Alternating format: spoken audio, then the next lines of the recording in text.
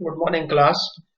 I doctor Amandeep welcome you all students. आज का जो हमारा टॉपिक है वो है कि बैंक के अंदर किस तरह से आप अकाउंट खुलवा सकते हो, how to open and deposit account and how to operate that particular account. कि एक बैंक के अंदर आपने कैसे अकाउंट खुलवाना होता है और बाद में उसको कैसे ऑपरेट करना होता है, उसमें से पैसे कैसे निकलते हैं, चेक बुक कैसे इशू होती है, बैंक ड्राफ्ट कैसे बनता है। तो उन सब सारी चीज़ों को प्रैक्टिकली ये कैसे होती हैं उनको हम देखेंगे। तो let's start the topic in detail. देखिए, डिपॉजिट अकाउंट क्या होता है। देखिए, आपको अपने जो डेली एक्सपेंसेस है उनको करने के लिए पैसे चाहिए होते हैं, और दूसरा जो आपके फ्यूचर के खर्चे होते हैं उनके लिए भी आपको मनी चाहिए होती है। डेली एक्सपेंसेस जैसे आपका फूड के एक्सपेंसेस हो गए, आपका किराया हो गया, आपके घर के खर्चे हो गए डेली के, और जो आपके फ्यूचर की जो नीड्स हैं वो आप कहाँ से पूरी करते हो, वो आप जो आपकी प्रेजेंट इनकम है उसको सेव करते हो आप। तो आपको आपके पास जब आपने जो मनी सेव की होती है अपनी प्रेजेंट इनकम में से, उसको आप डिपॉजिट करवाते हो किसी भी बैंक में, एज ए अकाउंट आप ओपन करते हो अकाउंट। तो ये जो आप ये फैसिलिटी कौन देता है आपको? So bank provide the facility for opening different kinds of accounts. तो ये जो पैसे आपने बचा के रखे हैं अपने फ्यूचर की नीड्स के लिए, इनको आप दो ऑप्शन है, या तो आप अपने घर पे रख लीजिए या फिर आप बैंक में जमा करवा दीजिए। अब देखिए, घर में अगर आप रखोगे तो उसके चोरी होने का, उसके गुम होने का और उनके खर्च होने का डर रहता है। तो बैंक जो है वो आपको एक सेफ्टी प्रोवाइड करवाता है, और दूसरा मेन पॉइंट है कि बैंक आपको इंटरेस्ट भी देता है। तो आपको जो भी आपकी फ्यूचर के लिए जो आपने बचा के रखना है उसको आप बैंक में डिपॉजिट करवाइए। तो बैंक आपको ये फैसिलिटी देता है कि डिपॉजिटर जो है वो अपनी डिपॉजिट कर सकता है मनी को which is saved by him. तो ये एक अच्छी फैसिलिटी है बैंक के द्वारा। तो आपको पता है कि चार तरह के डिपॉजिट अकाउंट होते हैं, मेन जो है वो चार तरह के हैं, और इसके ऊपर मैंने एक पूरी वीडियो बनाई हुई है कि डिफरेंट डिफरेंट टाइप्स के अकाउंट्स कौन से होते हैं डिपॉजिट अकाउंट्स। तो उसका नीचे मैं डिस्क्रिप्शन में लिंक दे दूंगा। तो आज जो हम करेंगे वो ये करेंगे कि सबसे पहले सेविंग बैंक अकाउंट होता है आपका, फिर फिक्स डिपॉजिट अकाउंट आप खुलवा सकते हो, देन करंट अकाउंट, और चौथा recurring deposit account that is called RD account, and fix deposit account is called FD account. तो गाइज, इन अकाउंट्स को आप इनमें आप पैसे जमा करवा सकते हो। तो सेविंग बैंक अकाउंट जो होता है आपका, जो एक मिडिल क्लास आदमी जो अपनी सेविंग को बचा के रखता है वो नॉर्मली ये तरह का अकाउंट खुलवाता है। फिक्स डिपॉजिट अकाउंट आपका जब आपने लंबे टाइम के लिए, for a long period of time आपको पैसों की जरूरत नहीं है, तो आप एफडी खुलवा सकते हो। देन करंट अकाउंट, जो बिजनेसमैन होता है वो करंट अकाउंट खुलवाता है, जिसमें आप दिन में कई बार डिपॉजिट करवाते हो और कई बार पैसे निकलवाते हो, इस पे कोई इंटरेस्ट नहीं मिलता। और फिर आपका रेकरिंग डिपॉजिट अकाउंट, जो आप एक हर महीने कुछ अमाउंट जो है a fixed amount on a fixed date, हर मंथ आप पैसे जमा करवाते हो for a long period of time. तो सबसे ज़्यादा इंटरेस्ट जो है वो आपको फिक्स डिपॉजिट में मिलता है, करंट अकाउंट पे आपको कोई इंटरेस्ट नहीं मिलता, सबसे उससे भी कम आपको सेविंग बैंक पे मिलता है, और रेकरिंग डिपॉजिट पे आपको सेविंग अकाउंट से ज़्यादा मिलता है बट एफडी से कम मिलता है। तो इन चारों को हम वन बाय वन देखेंगे कि कैसे इनके अकाउंट आप खुलवा सकते हो बैंक में और क्या प्रोसीजर होता है। तो सबसे पहले saving bank account. Saving bank account जो है वो एक जो कस्टमर, जो मिडिल क्लास मैन होता है, जो अपने स्मॉल सेविंग्स जो होती है वो इस तरह के अकाउंट में डिपॉजिट करवाता है। लगभग ज़्यादातर जो लोग होते हैं उनका सेविंग बैंक अकाउंट ही होता है, जैसे हमारा टीचर्स का, स्टूडेंट्स का, जितने भी सैलरीड लोग हैं वो सब सेविंग अकाउंट खुलवाते ही खुलवाते हैं। और इस तरह का अकाउंट जो है वो कोई भी आदमी खुलवा सकता है, बाय एनी पर्सन। आपको एक स्पेसिफाइड डिपॉजिट मिनिमम जमा करवाना होता है, कि जैसे 500 रुपये में आपका अकाउंट खुल जाता है गवर्नमेंट बैंक के अंदर, बट अगर आपको चेक बुक चाहिए तो 1000 should be the minimum balance. इसी तरह अगर प्राइवेट बैंक की बात करें तो प्राइवेट बैंक क्योंकि आपको अच्छी फैसिलिटी देते हैं तो वो 5000 रुपीज़ या 10,000 रुपीज़ का मिनिमम अमाउंट मांगते हैं आपसे। तो मिनिमम अमाउंट आपको डाल के रखना होता है, अगर इससे आप कम करते हो अमाउंट को तो आपके ऊपर फाइन भी लगता है। बैंक जो है आप इसमें डिपॉजिट चाहे जितने मर्जी बार करवाओ, बट विड्रॉल्स जो है वो एक साल में, हाफ ईयर में आप 50 टाइम्स ही विड्रॉल करवा सकते हो। उससे ज़्यादा अगर विड्रॉल आप करवाओगे तो आपके ऊपर चार्जेस लगेंगे। देन सेविंग अकाउंट की एक खास बात ये होती है कि आपको जो रेट ऑफ इंटरेस्ट होता है वो काफ़ी कम होता है। जो आपका एसबीआई है वो आपको लगभग 3.5% या लगभग 3% आपको इंटरेस्ट पे करता है। और सेविंग बैंक अकाउंट में आपको चेकबुक की फैसिलिटी मिलती है, उसके लिए अलग से चार्जेस लगते हैं। आपको एटीएम मिलता है, इंटरनेट बैंकिंग मिलती है, मोबाइल बैंकिंग मिलती है। तो ये सारी फैसिलिटी आपको सेविंग बैंक अकाउंट में मिल जाती है। तो जनरली जो हम अपने सैलरीड लोग जो होते हैं वो सेविंग बैंक अकाउंट ही खुलवाते हैं। अब बात आती है कि अगर आपको करंट अकाउंट या सेविंग बैंक अकाउंट खुलवाना हो तो क्या प्रोसीजर है। अब देखिए, सेविंग बैंक अकाउंट तो मैंने आपको बता दिया था। करंट अकाउंट आपको पता ही है कि जो बिजनेसमैन होता है वो करंट अकाउंट खुलवाता है। इसके ऊपर कोई इंटरेस्ट नहीं मिलता और आप जितने मर्जी आप इसमें पैसा डालिए, जितनी मर्जी बार डालिए और जितनी मर्जी बार आप निकलवाइए, कोई चार्जेस नहीं है। और करंट अकाउंट के ऊपर आपको ओवरड्राफ्ट की फैसिलिटी मिल जाती है। तो बिजनेसमैन के लिए सबसे अच्छा करंट अकाउंट रहता है और जो एक नॉर्मल पर्सन है उसके लिए सेविंग अकाउंट अच्छा रहता है। और जब भी आपको अकाउंट खुलवाना है तो उसका प्रोसीजर क्या होगा, what will be the procedure. तो सबसे पहले आपको एक एप्लीकेशन फॉर्म भरना पड़ेगा। आगे मैं आपको उसका स्पेसिमेन दिखाऊंगा, उस फॉर्म की मैं आपको कॉपी दिखाऊंगा क्या क्या उसमें भरना पड़ेगा। बट जनरली जो भी इंडिविजुअल एक सेविंग बैंक अकाउंट खुलवाना चाहते हैं तो उसको एक एप्लीकेशन फॉर्म फिल करना होता है। उसमें आपकी लगभग आपका नाम, आपके फादर का नेम, आपका ऑक्यूपेशन क्या है, आपका रेजिडेंशियल एड्रेस क्या है, और जो आदमी आपका गारंटर बन रहा है उसके सिग्नेचर, और इसके अलावा 2 पासपोर्ट साइज फोटो आपको इस एप्लीकेशन फॉर्म में लगानी होती है।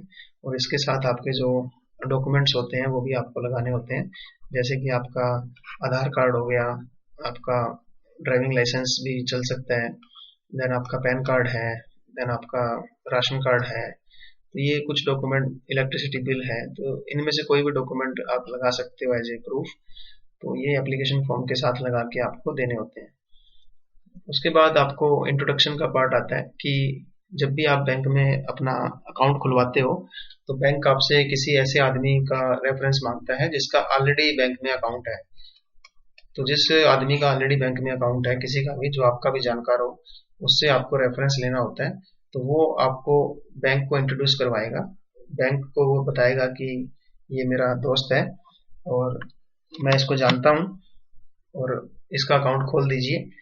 बैंक ऐसा क्यों करता है? ताकि बैंक को कोई भी रिस्क ना रहे। तो बैंक जो है रिस्क से बचने के लिए किसी ऐसे आदमी का रेफरेंस मांगता है जिसका उस बैंक में अकाउंट होता है। तो he is working as a guarantor. तो उस जिसका बैंक में ऑलरेडी अकाउंट है आपको उसका इंट्रोडक्शन करवाना होता है। बेसिकली तो क्या होता है कि बैंकर जो है वो उस आदमी को बैंक में बुलाता है जिसको आप जानते हो और उसका भी अकाउंट है बैंक में। बट जनरली आजकल क्या हो गया है कि आप उस पर्टिकुलर एप्लीकेशन फॉर्म के ऊपर उस पर्टिकुलर आदमी का अकाउंट नंबर और उसका सिग्नेचर आप ले आते हो, तो इट मीन्स कि वो आदमी आपको जानता है, उसने आप एज ए गारंटर आपके साइन कर दिए हैं। तो गारंटी बहुत जरूरी होती है बैंक अकाउंट खुलवाते टाइम। थर्ड होता है स्पेसिमेन सिग्नेचर। बैंकर जो है वो स्पेसिमेन सिग्नेचर आपके लेता है। कई जगहों पे एक पर्टिकुलर शीट के ऊपर आपके सिग्नेचर करवाए जाते हैं और वो इन सिग्नेचर को बैंक जो है अपने सिस्टम के अंदर और अपने बुक्स के अंदर संभाल के रखता है। और जब भी आप बैंक से पैसे निकलवाने जाते हो तो आपके जो सिग्नेचर आपने किए होते हैं चेक के ऊपर या फॉर्म के ऊपर, उनको वो मैच करवाता है अपने रिकॉर्ड से। तो ये दोनों के लिए अच्छा होता है, बैंक के लिए भी और आपके लिए भी। बैंक के लिए ये क्यों अच्छा है? क्योंकि बैंक को किसी गलत आदमी को नहीं पैसे देने पड़ेंगे। और दूसरा आपके लिए क्यों अच्छा है कि कहीं कोई और आदमी आपकी जगह पे पैसे ना निकलवा ले। तो बैंक जो है वो अगर सिग्नेचर मैच नहीं कर रहे हैं तो वो पेमेंट नहीं करेगा। तो ये दोनों के लिए अच्छा होता है। तो सारी की सारी फॉर्मेलिटीज होने के बाद बैंक जो है आपको एक चेक बुक इशू कर देता है। और फोटोग्राफ्स जो होते हैं आपको 2 फोटोग्राफ लगाने होते हैं, बैंक को देने होते हैं। इसके बाद बैंक जो है आपका अकाउंट ओपन कर देगा और इनिशियल डिपॉजिट आपने सबमिट करवाना होता है, 500 रुपीज या 1000 रुपीज जो भी उनकी चार्जेस हैं। प्राइवेट बैंक में ये 5000 या 10,000 रुपीज होता है इनिशियल, जो आपको हमेशा मेंटेन करके रखना होता है। तो ये इनिशियल डिपॉजिट लेने के बाद बैंक आपको चेक बुक इशू कर देगा अगर आपको चेक बुक चाहिए तो, और साथ में आपको पासबुक भी देगा और साथ में आपको एटीएम भी मिलेगा। तो ये 3 चीजें आपको बैंक देता है जिसको हम किट बोलते हैं। तो इसमें चेकबुक, पासबुक और एटीएम आपको मिलता है। तो दिस इज द प्रोसेस। तो बहुत ही सिंपल प्रोसेस है। एग्जाम में ये प्रोसेस आ सकती है कि what is the process to open the bank account. सबसे पहले आपको फॉर्म भरना होता है और ऐसे किसी आदमी का इंट्रोडक्शन लेके आना, उसके सिग्नेचर लेके आना जिसका बैंक में अकाउंट है ऑलरेडी, जो आपको जानता हो। फिर आपके स्पेसिमेन सिग्नेचर, 2 फोटोग्राफ और लास्ट में आपका इनिशियल डिपॉजिट लेकर के आपका अकाउंट ओपन हो जाता है। अब बात आती है कि सेविंग अकाउंट को ऑपरेट कैसे करते हैं। आपने अकाउंट खुलवा लिया है, आपने बैंक में अपना अकाउंट खुलवा लिया है। अगर आपको बैंक में अब पैसे जमा करवाने हैं या बैंक से पैसे निकालने हैं तो आप कैसे डील करोगे बैंक के साथ, कौन सा आपको फॉर्म भरना पड़ेगा, कौन से डॉक्यूमेंट आपको लगाने पड़ेंगे साथ। तो जब भी बैंकर ओपन करता है किसी का अकाउंट तो उसको एक पे इन स्लिप बुक मिलती है, ये बैंक में पड़ी रहती है। आप अपने पास भी 2-4 कॉपी इसकी रख सकते हैं। तो पे इन स्लिप क्या होती है, जब भी आप कोई पैसे जमा करवाने जाते हो बैंक के अंदर तो ये आपको स्लिप भरनी पड़ती है। इस स्लिप को आप फिल करोगे तो it has to be filled by the depositor at the time of depositing cash और चेक। अगर आप चेक भी जमा करवाते हो, अपने नाम का कोई चेक आपको मिला है किसी और के नाम से, आपके पास मान लो बी से आपके पास चेक आया है, आप इसको अपने खाते में डालना चाहते हो तो भी आपको पे इन स्लिप जो है उसमें अपनी डिटेल भरनी पड़ेगी। अगर आप कैश जमा करवाने जाते हो बैंक में तब भी आपको पे इन स्लिप जो है भरनी पड़ती है। तो पे इन स्लिप जो होती है उसकी 2 साइड होती हैं। ये आपकी पे इन स्लिप है, इसका ये वाला साइड जो है इसको काउंटर फॉइल बोलते हैं। काउंटर फॉइल मतलब दूसरा अलग से पार्ट होता है, यहाँ पे आप अपने डिटेल भर देते हो और यहाँ भी आप डिटेल भरते हो।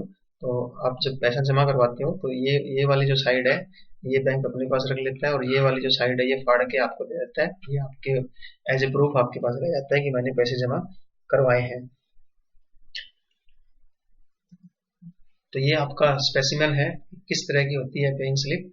ये वाला जो पार्ट है बेटा, ये वाला जो पार्ट है, ये वाला जो पार्ट है ये इसको काउंटर फॉइल बोलते हैं। Counter foil of the slip ये आपको वापस मिल जाएगी, ये वाला बैंक अपने पास रख लेगा।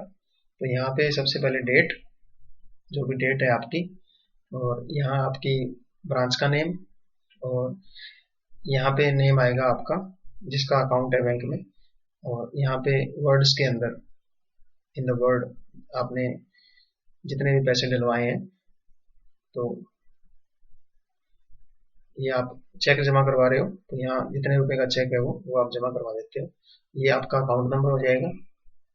अगर आप चेक जमा करवा रहे हो तब भी आपको पे इन स्लिप देनी पड़ती है at the time of depositing cheque. तो ये आपको चेक मिला है, HDFC बैंक का ये चेक है, तो यहाँ में हमने चेक का नाम लिख दिया, बैंक का नाम। ये उदयपुर का चेक है और ये इस चेक का नंबर है, और 2,75,000 ये इसका अमाउंट है, ये हमने यहाँ भी लिख दिया था।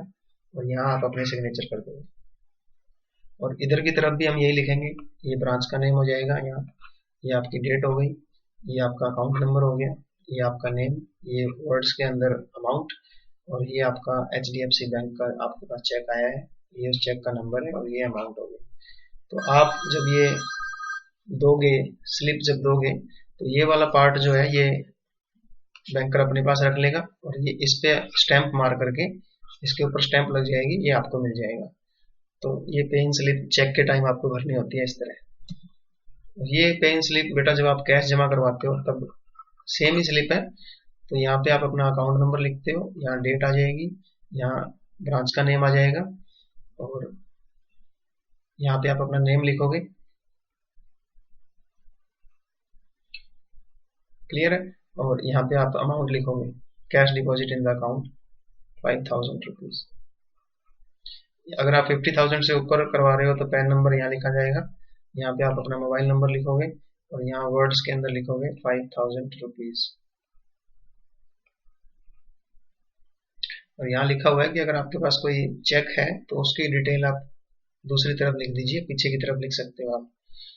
तो यहाँ पे आप अपने सिग्नेचर करोगे और इधर भी आप यही चीज लिखोगे, यहाँ अकाउंट नंबर आ जाएगा, यहाँ डेट आ जाएगी, यहाँ ब्रांच नेम आ जाएगा, और यहाँ आपका नेम आ जाएगा। यहाँ पे कैश डिपॉजिट है 5,000 रुपीज, वर्ड्स में लिख दोगे 5,000 रुपीज। तो ये पर्ची जो है ये आपको वापस मिल जाएगी, इस पे स्टैंप लग जाएगी और ये जो है वो अपने पास रख लेगा। तो इस तरह से आप पैसे जमा करवा सकते हो पे इन स्लिप। तो चेक जमा करवाते टाइम या कैश जमा करवाते टाइम आपको ये स्लिप रखनी होती है। ये स्लिप भर के देनी होती है। दूसरा जो मेन आपको डॉक्यूमेंट जो होता है वो होता है आपका विड्रॉल फॉर्म। विड्रॉल फॉर्म जब भी आप सेविंग बैंक अकाउंट में से अपने पैसे निकलवाने हैं आपने, तो दो तरीके से आप निकलवा सकते हो, पहला चेकबुक से और दूसरा पासबुक के टाइम आपको विड्रॉल फॉर्म भरना होता है। तो दो तरीके हैं बेटा, पैसे निकलवाने के दो तरीके हैं, दो क्या तीन तरीके हैं। पहला तो आपका हो गया चेक से आप पैसे निकलवा सकते हो, दूसरा विड्रॉल फॉर्म भरना पड़ेगा आपको, और तीसरा एटीएम पे जाकर के आप पैसे निकलवा सकते हो। बट अगर आपने बैंक में जाकर के पैसे निकलवाने हैं तो एक तो आप चेक से पैसे निकलवा सकते हो और दूसरा आपको विड्रॉल फॉर्म भरना होगा। पैसे निकालने का एक फॉर्म होता है, तो जब भी आप विड्रॉल फॉर्म भरते हो तो आपको पासबुक साथ लेके जानी पड़ती है। तो चेकबुक में पासबुक की जरूरत नहीं पड़ती। जब आपने पासबुक अगर आपके पास होगी और आपने विड्रॉल फॉर्म भरा है तो तभी आपको पैसे मिलेंगे, ऐसे पैसे नहीं मिलेंगे। तो सबसे पहले देखते हैं कि चेकबुक से कैसे पैसे निकलते हैं, चेक से।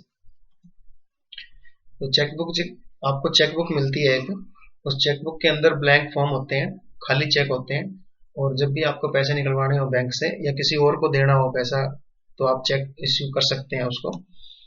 दूसरा चेकबुक जो है जनरली उसमें 10 खाली चेक होते हैं या 100 तक होते हैं, 20 पेजों की, 30 पेजों की, 30 खाली चेक, 40 तक मिल जाती है आपको। जितनी भी आपको चाहिए वो आप ले सकते हो बैंक से। तो जब भी कस्टमर कोई मनी विड्रॉ करना चाहता है या किसी और को पेमेंट करना चाहता है तो उसको जो चेक है वो फिल करना होता है एंड फिर उसको वो पेमेंट करनी होती है और साइन करने होते हैं आपने। और ये जो साइन होते हैं बेटा वो सेम होने चाहिए जो कि आपने खाता खुलवाते टाइम दिए थे अपने। ये चेक की एक कॉपी है। इसमें बेटा ये जो आपका चेक होगा यहाँ पे आपको सबसे पहले पे किसको करना है। अगर आपने खुद को पे करना है तो पे टू सेल्फ लिखेंगे यहाँ। अगर आपने खुद को नहीं किसी और को पे करना है तो उसका नाम लिखेंगे। मान लो आपने राम कुमार को पे करने हैं तो यहाँ राम कुमार लिख दो, और कितने पैसे पे करने हैं उसको यहाँ पे 5000 कर दिए। इसके आगे हमने यहाँ लाइन लगा दी ताकि इसके आगे कोई कुछ ना लिखे, और इधर हमने यहाँ अमाउंट लिख दिया और इसके आगे ये हमने ऐसे डंडा लगा दिया, इसको बंद कर दिया। जब भी कभी आप पैसे देते हो तो उसके आगे ये डंडा लगा दो ताकि आगे कोई अमाउंट ना लिख सके। यहाँ पे आपको सिग्नेचर करने होते हैं, जो भी आपके सिग्नेचर हैं वो यहाँ कर दीजिए आप। ये आपका खाता नंबर जो है पहले से लिखा होता है, चेकबुक के अंदर आपका खाता नंबर पहले से लिखा मिलेगा। और ये नीचे कुछ डिटेलिंग होती है बेटा, ये जो नंबर होता है सबसे पहले ये चेक का नंबर होता है, ये यूनिक होता है, ये चेक नंबर है। ये आपका MICR कोड है, जो बैंक जो है अपनी तरफ से कोडिंग यूज करता है। MIC कोड जो स्कैनर होते हैं वो इस कोड को स्कैन करेगा, मैग्नेटिक इंक करेक्टर रीडर जो होता है वो इसको स्कैन करेगा। ये आपका RBI का अकाउंट नंबर है, इस बैंक का RBI के अंदर क्या अकाउंट नंबर है, और ये ट्रांजेक्शन कोड है। तो सबसे पहले ऊपर यहाँ डेट होगी, यहाँ उस बंदे का नाम लिखिए। अगर आपको खुद को निकालने हैं तो यहाँ सेल्फ लिखिए, यहाँ वर्ड्स के अंदर, और यहाँ अमाउंट में, यहाँ अपने सिग्नेचर कर दीजिए। तो इस तरह से ये चेक आप लगा करके दोगे, फिर आपको पैसे मिल जाएंगे। अगर आपने चेक नहीं दिया और आप पासबुक लेकर के गए तो आपको ये विड्रॉल फॉर्म भरना होता है। This is called withdrawal form. देखो यहाँ लिखा हुआ है सेविंग बैंक विड्रॉल फॉर्म। तो ये मान लो सिरसा की शाखा है तो यहाँ सिरसा लिखा जाएगा, यहाँ नेम लिखा जाएगा आपका, जो आपका नेम है, यहाँ आपकी डेट आ जाएगी, इसके बाद यहाँ आपका खाता नंबर आ जाएगा। तो यहाँ लिखा हुआ है कृपया मुझे प्लीज पे सेल्फ, कितने रुपए, जो भी आपको पैसे जहाँ चाहिए 5000 रुपीज, और यहाँ इसको शब्दों में आ जाएगा ₹5000 only and debit the amount to my saving bank account. यहाँ आपका अकाउंट फोन नंबर आ जाएगा और यहाँ आप सिग्नेचर कर दोगे।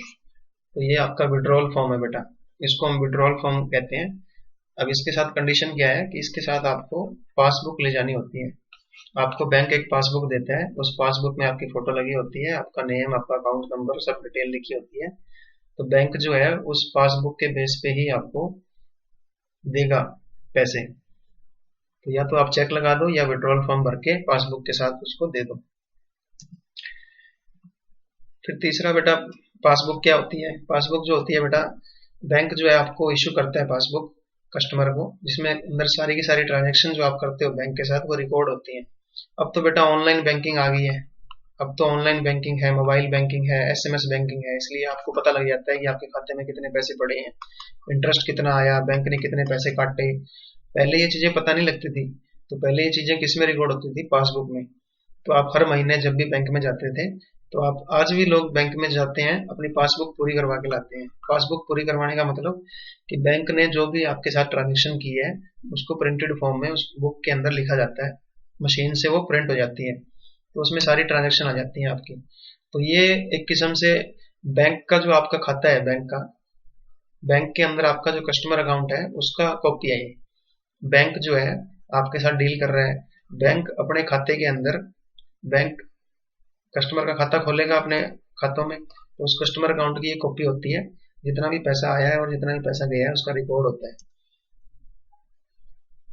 तो ट्रांजेक्शन जो है वो पासबुक के अंदर रिकॉर्ड की जाती हैं और आपको दी जाती हैं। तो इसमें सारे का सारा लिखा होता है कि कितना अमाउंट आपने विड्रॉ किया है और कितना आपका पर्टिकुलर डेट के ऊपर बैलेंस कितना पड़ा है। ये उसका स्पेसिमेन है बेटा। यहाँ सबसे पहले डेट दी होती है कि आप इस डेट को आपके साथ ट्रांजेक्शन हुई है बैंक की, और ये आपका पर्टिकुलर्स हैं कि आपने जमा करवाया है या निकलवाया है, जो भी लिखा होता है यहाँ कि आपने क्या किया है, पैसे कहाँ से आए हैं। ये चेक नंबर है, अगर चेक से कोई पेमेंट आई है तो उसका नंबर भी लिखा होता है। ये आपने जो अमाउंट विड्रॉ किया है, ये आपने 15,000 रुपये निकलवाए थे, अग्रवाल एंड कंपनी को दिए हैं आपने 4/11/97 को, और ये आपका अमाउंट डिपॉजिट हुआ है, इतना इतना अमाउंट आपका डिपॉजिट हुआ है। तो इससे आपको पता लग जाता है कि लास्ट में 39,250 आपका बैलेंस पड़ा हुआ। तो ये जो पासबुक होती है, ये जो कस्टमर का जो अकाउंट है बैंक के अंदर उसकी कॉपी होती है, copy of customer account in the bank.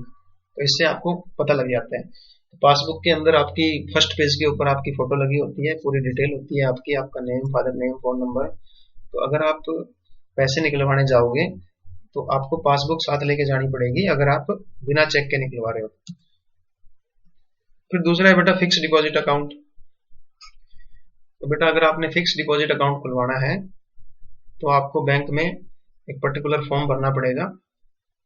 और खास बात ये होगी, अगर मान लो उस बैंक के अंदर आपका खाता नहीं है और आपने फिक्स डिपॉजिट अकाउंट खुलवाना है, तो पहले आप सेविंग अकाउंट खुलवा लो, क्योंकि सेविंग अकाउंट में आपको सारे डॉक्यूमेंट देने होते हैं। अगर आप खाली एफडी अकाउंट खुलवाओगे तब भी आपको सारे डॉक्यूमेंट देने पड़ेंगे। तो फिक्स अकाउंट खुलवाने से पहले आपका बैंक सेविंग अकाउंट खोलेगा, क्योंकि उस अकाउंट के अंदर जो भी इंटरेस्ट वगैरह होगा या जो भी आपके चार्जेस कटे हैं वो यहाँ शो हो जाएंगे। तो फिक्स डिपॉजिट अकाउंट को हम टाइम डिपॉजिट अकाउंट भी बोलते हैं। इसमें आप फिक्स पीरियड के लिए आप मनी डिपॉजिट करवाते हो, और जो आप कब निकलवाते हो, जब वो प्री डिटरमाइंड पीरियड पूरा हो जाता है। जैसे मान लिया आपने 7 साल के लिए पैसे जमा करवाए हैं, तो आप कब निकलवा सकते हो? 7 साल के बाद। फिक्स डिपॉजिट अकाउंट आप 7 दिन से लेकर के 10 साल तक खुलवा सकते हो।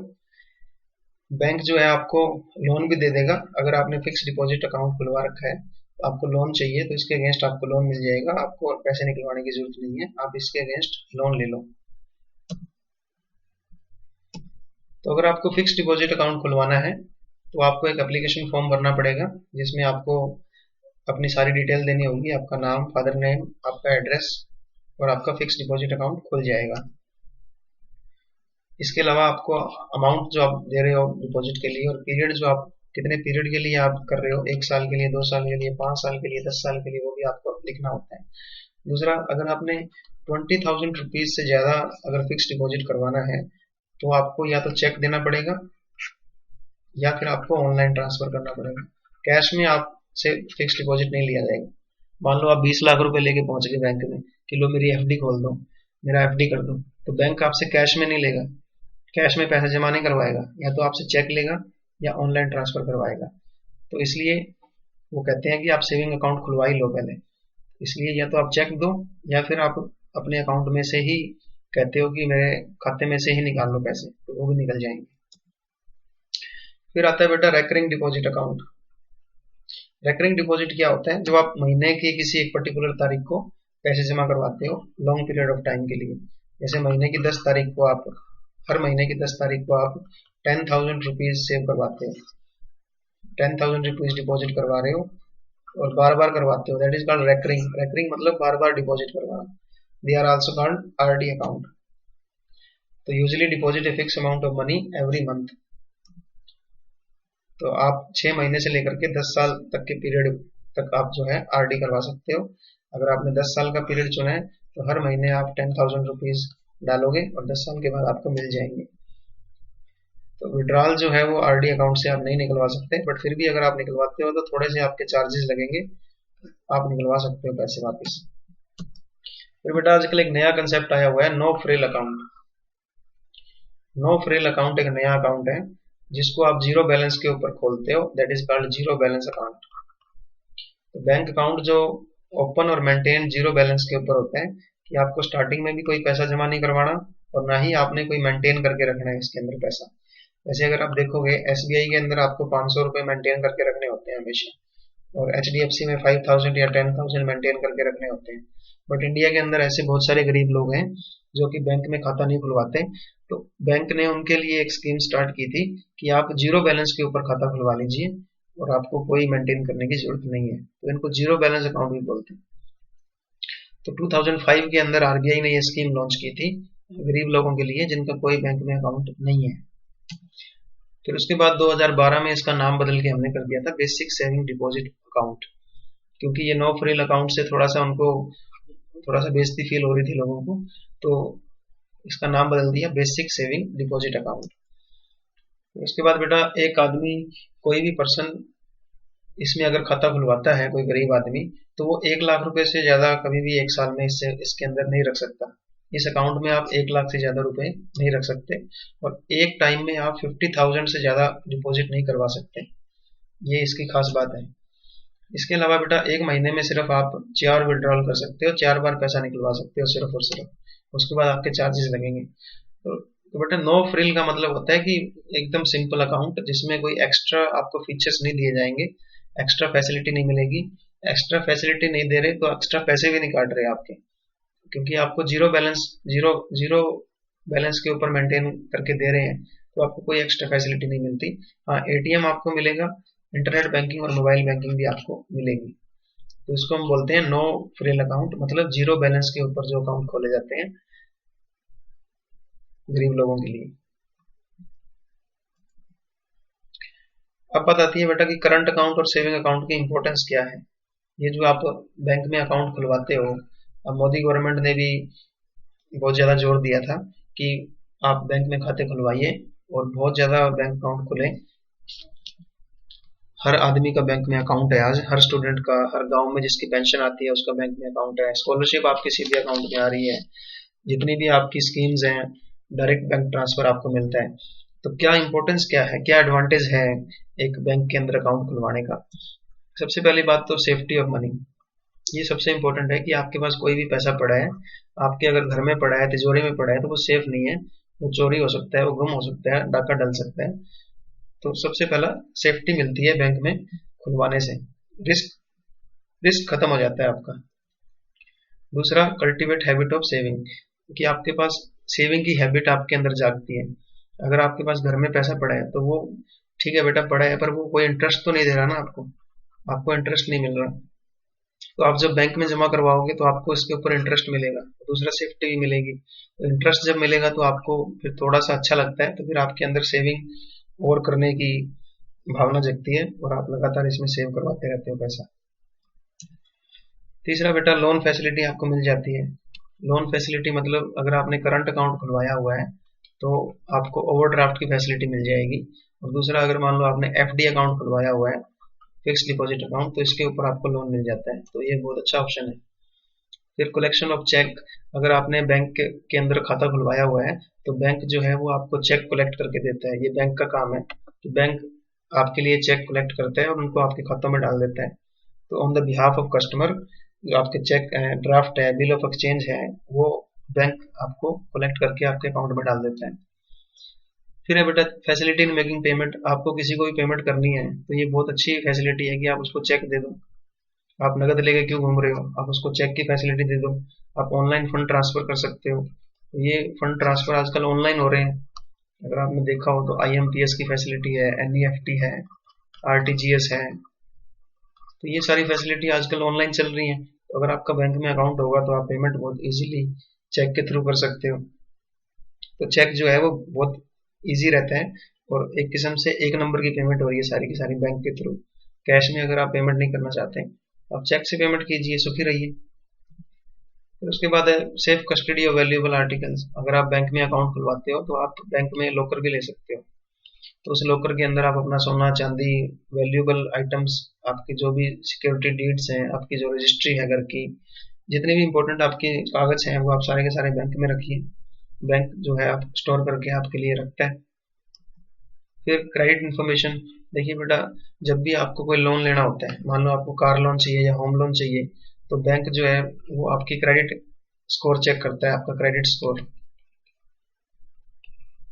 कि आपका क्रेडिट स्कोर कितना आया है। वो क्रेडिट स्कोर कैसे चेक होता है कि आपका बैंक में अकाउंट है, आपने उसको कितना मेंटेन करके रखा हुआ है, आप कितना बैंक में पैसा रखते हैं, कितने टाइम आपने अगर पहले कोई लोन लिया हुआ है उसको टाइम से चुकाया या नहीं चुकाया, वो सारी की सारी इन्फॉर्मेशन आपके अकाउंट से मिल जाती है। तो अगर किसी ने बैंक में अकाउंट ही नहीं खुलवाया हुआ है तो उसकी क्रेडिट इन्फॉर्मेशन कैसे पता लगेगी कि इस आदमी की क्या क्रेडिट वर्दीनेस है। तो आपको बैंक में खाता खुलवाना चाहिए और एक कोई छोटा मोटा लोन लेके अपना क्रेडिट स्कोर हमेशा हाई रखना चाहिए, टाइमली पेमेंट करनी चाहिए उस लोन की, ताकि आपका क्रेडिट स्कोर हाई रहे। तो ये सारे फायदे थे करंट अकाउंट और सेविंग अकाउंट खुलवाने की। फिर बात आती है कि ये जो आपका सेविंग अकाउंट है, करंट अकाउंट है और टाइम डिपॉजिट है, इनमें डिफरेंस क्या है।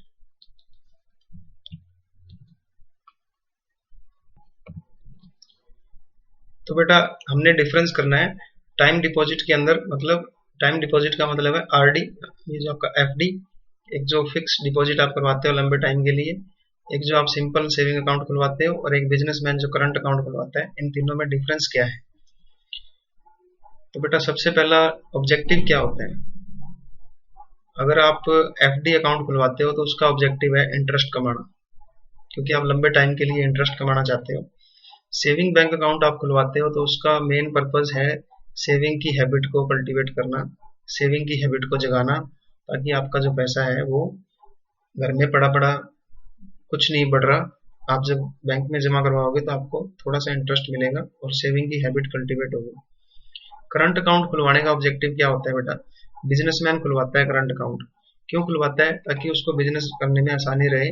अगर पैसे उसके दुकान पे या फैक्ट्री में पड़े रहेंगे तो वो रिस्की है, और दूसरा वो पैसे जो है वो एक नंबर के नहीं है, क्योंकि जब आप बैंक में डालोगे तब वो एक नंबर के शो होंगे, मतलब वो व्हाइट मनी के रूप में रहेंगे।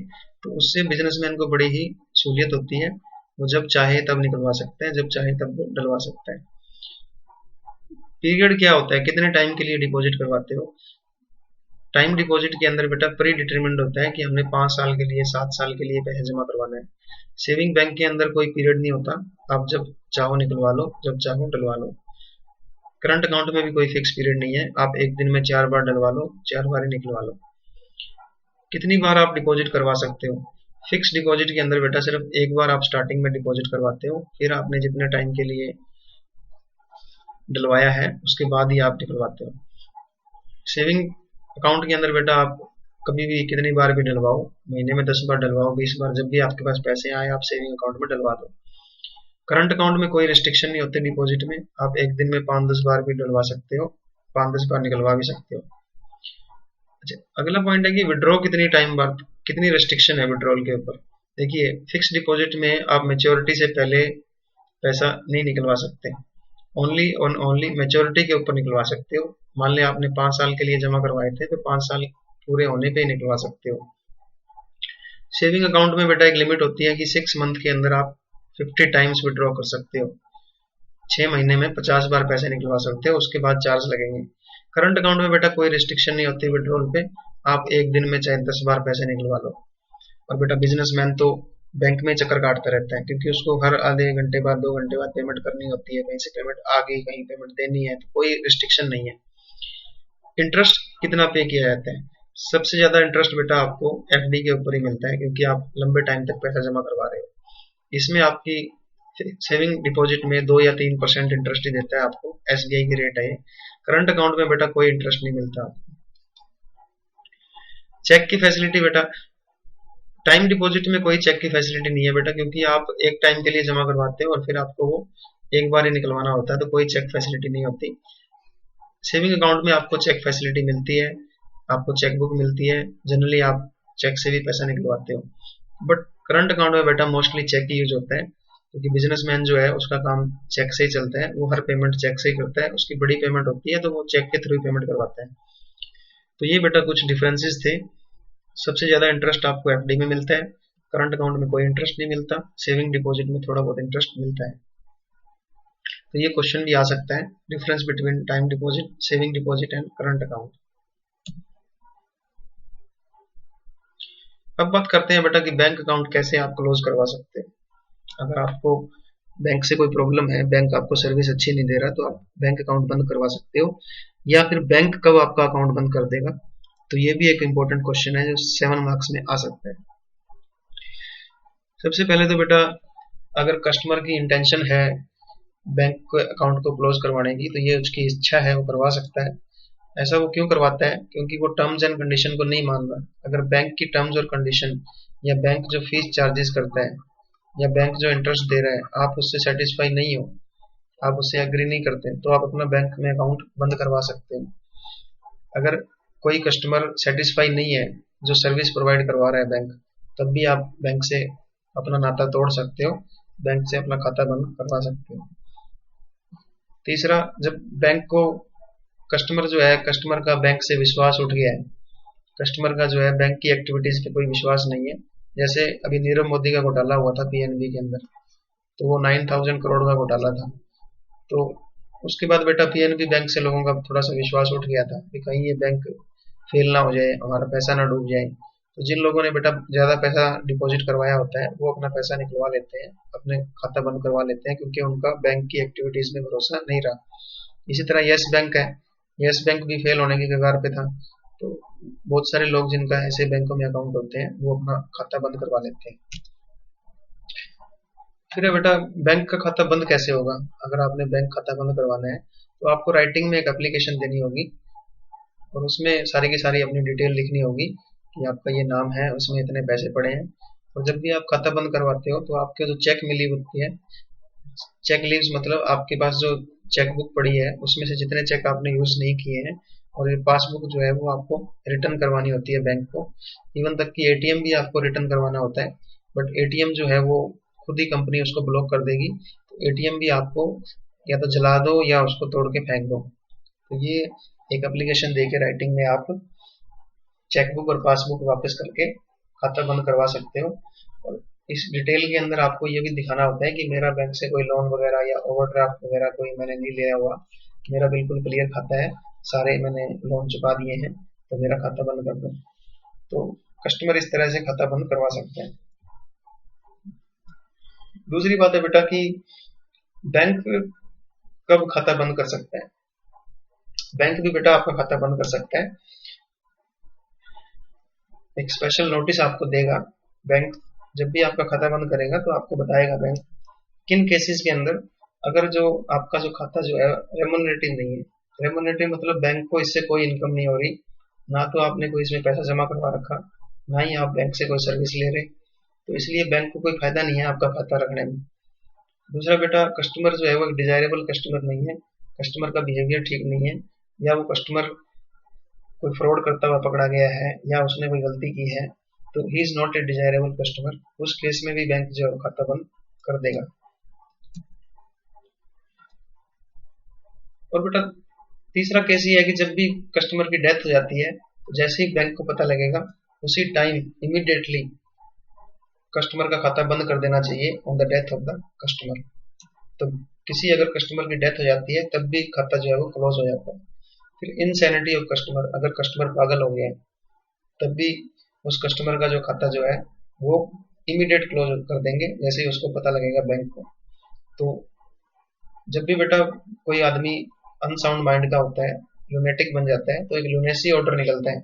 डॉक्टर जो है वो ऑर्डर निकाल के देता है पागल खाने से या कहीं से कोई ऑर्डर निकलता है कि ये जो आदमी है वो ऑफिशियली पागल है और इस पे कोई विश्वास ना किया जाए और ये कोई भी गलती कर सकता है। तो एक लूनेसी ऑर्डर निकलता है, तो बैंक जो है उसकी ऑफिशियल कॉपी बैंक को मिल जाती है, तो फिर वो इमीडिएटली उसका खाता बंद कर देता है।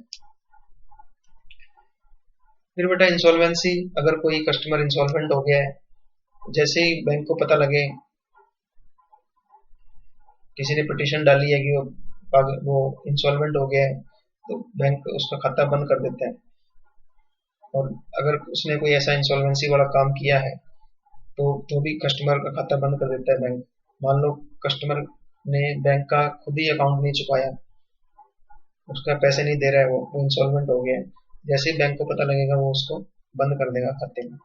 तो इंसॉल्वेंट होते ही, अगर कोई कंपनी भी मान लो इंसॉल्वेंट होती है, तो कंपनी इंसॉल्वेंट हो गई है, वाइंडिंग अप के ऊपर खाता बंद हो जाएगा।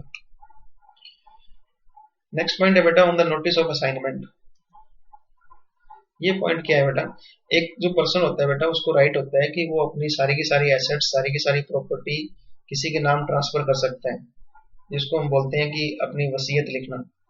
तो वसीयत के अंदर उस बंदे ने क्या किया, अपनी सारी प्रॉपर्टी, सारी एसेट्स जो है किसी को दे दी।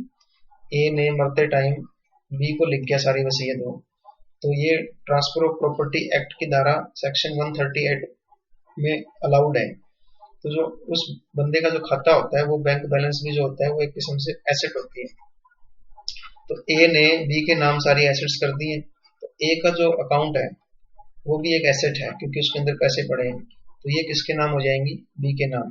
तो इस केस के अंदर भी ए का जो खाता है वो बंद कर देंगे और सारे पैसे किसको मिल जाएंगे, बी को। तो इस केस के अंदर भी खाता आपको बंद करना होता है on the receipt of notice of transfer of property. अब बेटा बात आती है कि हमने देखा कि जब भी आपको बैंक से जब भी आपको पैसा विड्रॉ करना होता है तो आप दो तरीके से विड्रॉ कर सकते हो। पहला है चेक के थ्रू और दूसरा है आप विड्रॉल फॉर्म भर दीजिए। विड्रॉल फॉर्म जब भी आप भरोगे साथ में पासबुक आपको दिखानी होती है। तो ये हमने डिस्कस कर लिया, चेक क्या होता है, विड्रॉल फॉर्म और पासबुक। और दूसरा बेटा जब भी आपको पैसे जमा करवाने होते हैं तो आपको पे इन स्लिप लगानी होती है।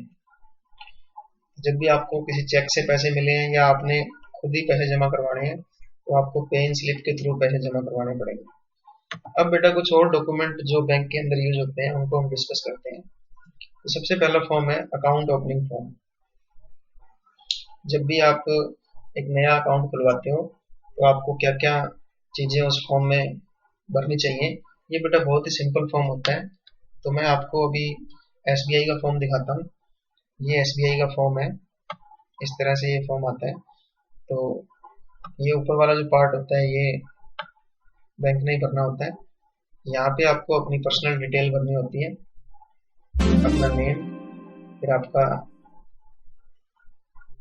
Maiden name, date of birth यहाँ आ जाएगी, मैरिटल स्टेटस, फादर नेम और नेम ऑफ गार्जियन, नेशनैलिटी, फिर आपका ऑक्यूपेशन कैसा है, आप सर्विस में हो, स्टेट गवर्नमेंट, सेंट्रल गवर्नमेंट, आपका बिजनेस है, जो भी आप स्टूडेंट हो, जो भी हो आपको यहाँ लिखना पड़ेगा। फिर आपके ऑर्गेनाइजेशन का नेम, आपकी एनुअल इनकम कितनी है, आपका रिलीजन क्या है, आपकी कैटेगरी क्या है, जनरल है, ओबीसी है, एससी है।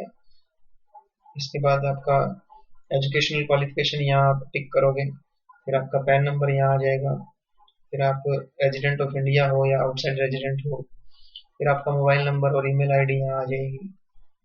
फिर आपने क्या आइडेंटिटी प्रूफ दिया है, passport, voter ID card, licence, Aadhaar name, NREGA card. फिर आपका यहाँ नंबर आ जाएगा जो भी डॉक्यूमेंट आपने दिया है, किसने इशू किया है, इशू डेट क्या है, एक्सपायरी डेट क्या है। यहाँ पे आपका एड्रेस आ जाएगा सारा का सारा, डिस्ट्रिक्ट, स्टेट, सिटी। और ये आपका एड्रेस पर कॉरेस्पॉन्डेंस है कि आपकी किस जगह के ऊपर आपको हम लेटर वगैरह भेजें। ये आपके पास अगर कोई एड्रेस के लिए कोई प्रूफ नहीं है तो आप यहाँ कोई बिल वगैरह दे सकते हो। यहाँ आपको फोटो लगानी होती है अपनी, या सिग्नेचर करने होते हैं यहाँ। ये ऑफिस यूज के लिए है। इस तरह से यहाँ पे आप एटीएम, डेबिट कार्ड के लिए अप्लाई करते हो। ये आप खुद चलाओगे या कोई और चलाएगा, कौन सा अकाउंट है। चेकबुक आपको चाहिए या नहीं चाहिए वो यहाँ आ जाएगा। और इंटरनेट बैंकिंग के लिए आप यहाँ अप्लाई कर सकते हो, फोन बैंकिंग के लिए, मोबाइल बैंकिंग के लिए, एसएमएस अलर्ट के लिए। पासबुक आपको चाहिए या नहीं चाहिए, ई स्टेटमेंट चाहिए या नहीं चाहिए। तो ये सारी चीज़ें आजकल बहुत इजी हो गया है। अगर आपने कोई फिक्स डिपॉजिट भी खुलवाना है साथ के साथ तो यहाँ आप टिक कर दीजिए, अमाउंट यहाँ डाल दीजिए, कितने पीरियड के लिए, आपने लेना है, और इंटरेस्ट आपको कितने महीनों के बाद ऐड करवाना है। इसके बाद आप मल्टी ऑप्शन डिपॉजिट स्कीम भी लगा सकते हो। रेकरिंग डिपॉजिट के लिए अलग से आप खोल सकते हो।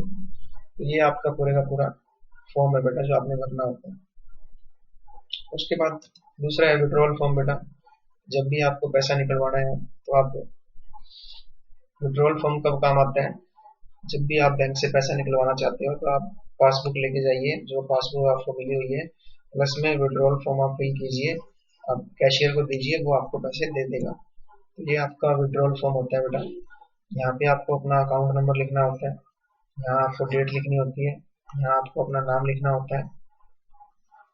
देखो यहाँ लिखा हुआ है सेविंग बैंक विड्रॉल फॉर्म। तो आप जब भी बैंक में जाओ तो ये चेक कर लो। यहाँ पे आपको उस ब्रांच का नाम लिखना होता है। अब यहाँ पे देखो लिखा हुआ है this form is not a cheque, ये फॉर्म चेक नहीं है। Payment will be refused if the passbook is not produced with this form. देखो मैंने कहा था ना कि इस फॉर्म के साथ पासबुक प्रस्तुत नहीं किए जाने पे भुगतान के लिए इनकार किया जाएगा, और भुगतान केवल और केवल मूल शाखा में ही किया जाएगा। तो जब भी बेटा आपको विड्रॉल फॉर्म लेके जाना होता है तो अपनी ही शाखा में आप कर सकते हो, अपनी ब्रांच के अंदर, क्योंकि वहां आपका अकाउंट है, वहीं से आप निकलवा सकते हो। चेक के थ्रू आप कहीं से भी निकलवा सकते हो। तो यहाँ पे लिखा होता है कि कृपया करके मुझे या हमें 5000 रुपीज, यहाँ आप अक्षरों में लिख दोगे, अगर इंग्लिश में लिखना है तो यहाँ लिख दोगे। यहाँ पे आप अपना मोबाइल नंबर लिखिए और यहाँ अपना साइन कीजिए। तो ये आपको देना होता है, तो आपके पैसे निकल जाएंगे। फिर है बेटा चेक। ये चेक का मैंने आपको बता दिया, यहाँ डेट होती है चेक की। यहाँ आपको जिसको भी पे करना है उसका नाम लिखना होता है।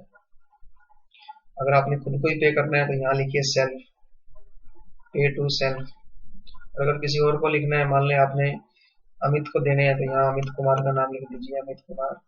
यहाँ जितने पैसे देने हैं उतने लिख दीजिए, यहाँ आगे लाइन लगा दो ताकि कोई और ना लिख पाए। तो यहाँ पे भी आप जो भी आपने अमाउंट लिखा है उसके आगे ऐसे घंटा लगा दीजिए, यहाँ आप सिग्नेचर कर दीजिए। अकाउंट नंबर आपका पहले से ही लिखा होगा। और अगर आप चाहते हो कि अमित कुमार को कैश में ना मिले तो यहाँ पे आप 2 लाइनें लगा दीजिए, जिससे कि ये क्रॉसिंग हो जाएगी। ये क्रॉसिंग हो जाएगी, अब अमित कुमार को किसी को भी खाते में कैश नहीं मिलेगा, उसको उसमें मिलेगा। तो क्रॉसिंग के ऊपर भी मैंने वीडियो बनाई हुई है, वो देख लेना। फिर बेटा आता है बैंक ड्राफ्ट। बैंक ड्राफ्ट क्या होता है, जब भी आपने बेटा किसी को सेफली पैसे ट्रांसफर करने होते हैं तो आप बैंक ड्राफ्ट भी लिख सकते हो।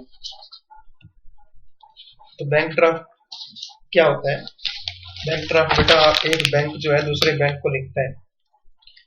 एक बैंक जो है, मान लो ए बैंक है, वो दूसरे बैंक को लिखेगा। ए बैंक ने बी बैंक को रिक्वेस्ट की है कि वो किसी भी थर्ड पार्टी जिसके नाम वो लिखा हुआ है उसको पे कर दे। तो मान लो ए जो है वो दिल्ली में रहता है, उसने बी जो है उसको बॉम्बे में रहता है, उसको पैसे ट्रांसफर करने हैं, तो ये बैंक ड्राफ्ट भी बनवा सकता है, जिसको डिमांड ड्राफ्ट कहते हैं। डीडी भी बोलते हैं इसको, डिमांड ड्राफ्ट। बैंक ड्राफ्ट मतलब डिमांड ड्राफ्ट, डीडी। तो ए जो है, ए अपने बैंक के पास जाएगा। ए का बैंक मान लो एसबीआई है, तो वो अपने एसबीआई को बोलेगा कि अमित के नाम पे डीडी बना दो, अमित के नाम जो है डीडी बना दो। जो अमित, बी कौन है, अमित, अमित के नाम पे डीडी बना दो। तो एसबीआई जो है कुछ फीस लेगा। अमित का जो बैंक है, मान लो अमित का बैंक है पीएनबी, तो पीएनबी के नाम डीडी बना देगा जो कि अमित के नाम से है, तो इसको हम बोलते हैं बैंक ड्राफ्ट। एक जगह से दूसरी जगह आपको जब सेफ्टी के साथ पैसे पहुंचाने होते हैं तो उसको हम बोलते हैं बैंक ड्राफ्ट। इस तरह से बनता है बेटा ड्राफ्ट। ड्राफ्ट एक किस्म से चेक की तरह ही होता है। यहाँ डेट लिखी होती है और यहाँ आपका अमाउंट लिखा होता है कि ये कितने रुपए का है, और यहाँ जिसके नाम आपने बनवाया है उसका नाम लिखा होता है। देखो ऊपर लिखा हुआ है डिमांड ड्राफ्ट, और ये स्टेट बैंक ऑफ इंडिया ने जारी किया है उसकी लोगो। यहाँ उसका नाम लिख दिया जिसका बनवाया आपने, यहाँ वर्ड्स के अंदर लिख दिया। और ये जिसके, ये मान लो अभी महेंद्र सिंह के नाम गया हुआ है, तो ये भी अगले बैंक का नाम भी यहाँ लिखा जाता है, महेंद्र सिंह ऑफ एसबीआई। और ये जो है बेटा ये डीडी का नंबर होता है। जब भी आप कोई फॉर्म अप्लाई करते हो किसी जॉब के लिए या किसी को भी देना है आपने, मान लो आपने कोरोना में सीएम फंड के नाम डीडी बनवाना है, तो ये भी आप डीडी बनवा के दे सकते हो। तो ये आगे देखो, ये चीफ मिनिस्टर ऑफ दिल्ली के नाम हमने डीडी बना के दिया है, दिल्ली के चीफ मिनिस्टर को हमने डिमांड ड्राफ्ट भेजा है। तो ये डेट हो गई यहाँ जारी करने वाले का नाम, तो हमारे बैंक का नाम क्या है, एसबीआई ब्रांच का नाम है। तो हमने चीफ मिनिस्टर ऑफ दिल्ली को डिमांड ड्राफ्ट भेजा है, कितने रुपए, 364 रुपए। तो यहाँ हमने वर्ड्स में लिख दिया 364 रुपीज, और यहाँ हमने अमाउंट में लिख दिया। तो ये डीडी बन के तैयार हो गया बेटा।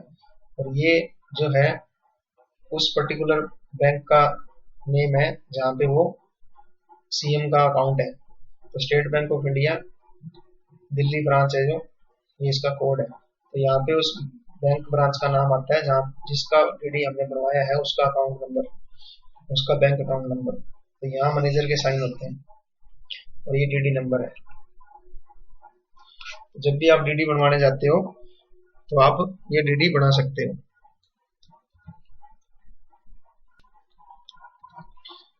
तो ये तो था बेटा डीडी जो है वो जब बन जाएगा तो कैसा दिखेगा। तो इस तरह से आपको डीडी बन के तैयार हो जाएगा, एक किस्म से चेक की तरह ही होता है ये। तो ये इस तरह का डीडी आपको मिलेगा, और ये आपको उस अगली पार्टी को देना होता है, वो आपको अपने बैंक में जाकर के इसको दे देगा, तो उसको पैसे मिल जाएंगे।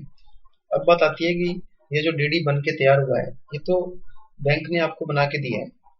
मान ले ए ने चीफ मिनिस्टर ऑफ दिल्ली के नाम ये डीडी बनवा लिया है, तो अब तो ये बेटा ये बन के तैयार हो गया, तब ये ऐसा दिखेगा ये। तो जब भी आप डीडी बनवाने जाते हो तो आपको एक फॉर्म भरना होता है। तो वो फॉर्म कैसा होता है और कैसे भरना होता है वो मैं दिखा देता हूँ आपको। ये देखिए, ये है डीडी का फॉर्म। तो जब भी आप बैंक में जाओगे तो इस तरह का आपको फॉर्म मिलेगा। तो यहाँ लिखा हुआ है, देखो अलग से होता है फॉर्म, तो ये यहाँ अलग से लिखा होता है, देखो एप्लीकेशन फॉर ड्राफ्ट और बैंकर चेक। तो जब भी आपको ड्राफ्ट बनवाना होता है तो आपको इस तरह का फॉर्म देखना होता है बैंक में। तो आपको पूछना होता है कि मुझे डीडी का फॉर्म दे दो। तो यहाँ सबसे पहले आपको किसकी फेवर में आप बनवा रहे हो, पाने वाले का पता, नाम। तो ये हमने डिस्ट्रिक्ट रूरल हेल्थ सोसाइटी के नाम पे डीडी बनवाया है, उसके नाम जाएगा ये। मान लो आपको प्रिंसिपल के नाम डीडी बनवाना है, प्रिंसिपल कैश में तो आपसे कुछ लेगा नहीं, प्रिंसिपल आपसे डीडी के थ्रू पेमेंट लेगा ना, प्रिंसिपल आपसे चेक लेगा, प्रिंसिपल सिर्फ और सिर्फ डिमांड ड्राफ्ट लेगा। तो यहाँ नाम आ जाएगा प्रिंसिपल का। कितने रुपए का बनवाया है आपने, 425 का।